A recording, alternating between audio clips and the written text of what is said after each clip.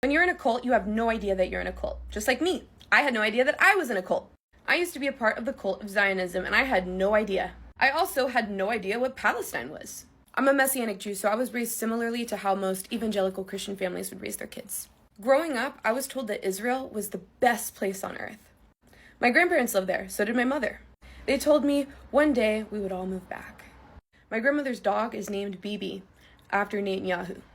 There are many Zionists who don't know they're Zionists. There are many Zionists who genuinely believe that Israel is not targeting hospitals, that they're not targeting civilians, that they're not unaliving children. There are Zionists that genuinely believe, because they're choosing to, that the death toll is fake.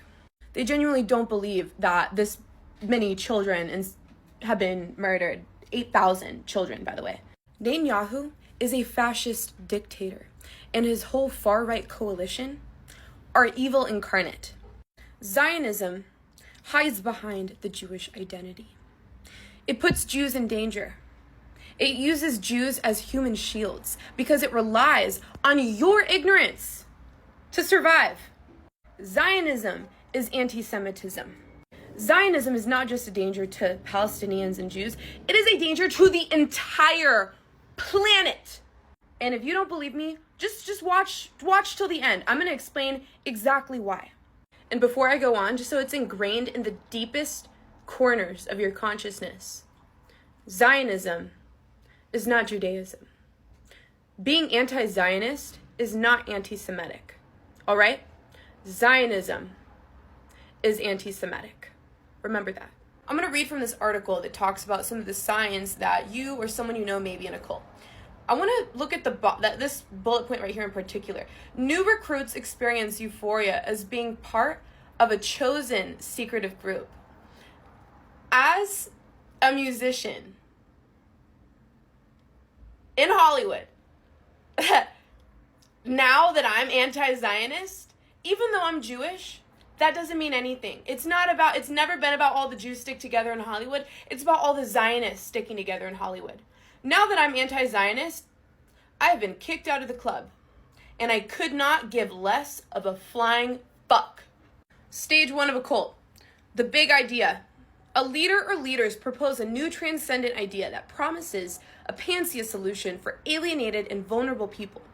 This big idea promises to solve all problems, to end loneliness, isolation, and a sense of personal failure. It makes vague promises of meaning and salvation. There is usually a charismatic leader or a single text with its own coded language that spreads the big idea. 2. Love bombing. Cult leaders and early devotees recruit from the wider population through love bombing and promising a new start, a hope for a future of love, belonging, and salvation within a living community of people who all believe in the big idea. As a new recruit, you become one of the chosen, of whom the truth is revealed. You are loved and saved. Oh yeah, the truth is, I guess there's a lot of different truths, but Jewish supremacy is one of them. One of the truths. And the thing is, it's interesting because the verse in the Bible that they interpret this from talks about Jews being the chosen people. But as we know, there have been many people throughout history that have interpreted the Bible and imposed their own will on the scripture, right?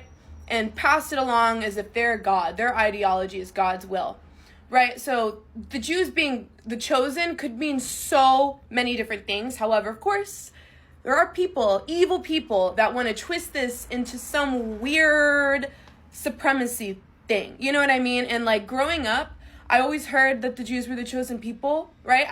My family always told me that we're the chosen ones.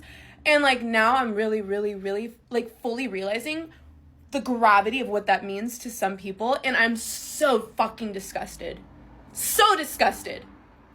So, number 3, a new life. I'm not going to read this whole thing. You can screenshot if you want to read this.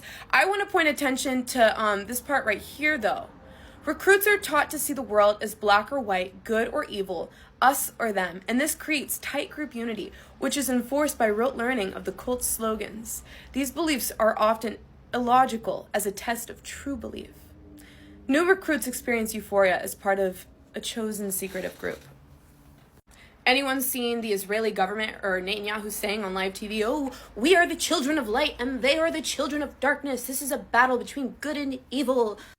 Literally. Like, this is, I get it. I get it because I am literally just now breaking out of this shit. But, but you can't read this and then not, it start to click, right? Is it clicking? Because once we get to 12, it better start clicking then. I promise you it will click. And if it doesn't, then I don't know what to tell you. I don't know what to the cognitive dissonance is just, I don't know what to tell you at that point. But let's move on. Let's go to number 4. 4, growth. As new recruits move in a greater commitment, the cult enters the expansion phase and looks outwards. The new task is to recruit ever more people. Love bombing and promising a new life are used on outsiders, and the young and needy are targeted. The cult expands rapidly with its promises of future rewards, be they spiritual, sexual, or political. Mantras and slogans replace all individual thought and offer collective oneness. Number 5 writes a passage. You can just screenshot. I want to get to number 6. 6, isolation. The cult becomes too large to control and has to prevent influences from the outside world from weakening its power over members. The leaders ban acts of individual free will. You seen all the people getting fired? Anyways, the cult isolates its members from the world beyond depicting the outside as corrupt, evil, and violent.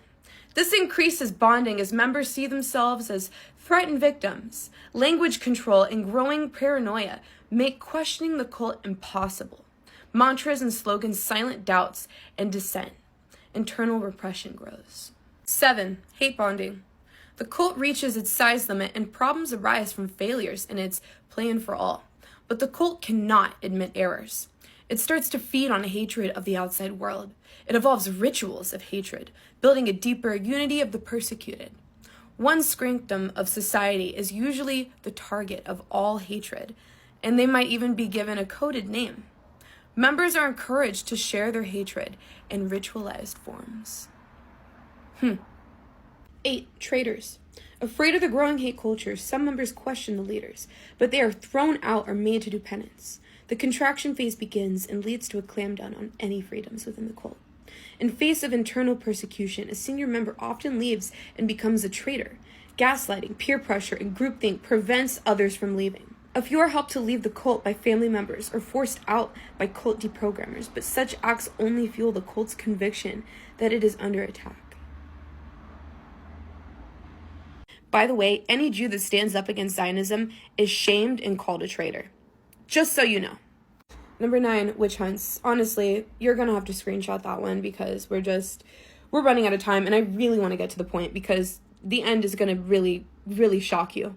But there's a lot of trauma bonding involved in cults is basically what that's trying to say. 10, persecution paranoia.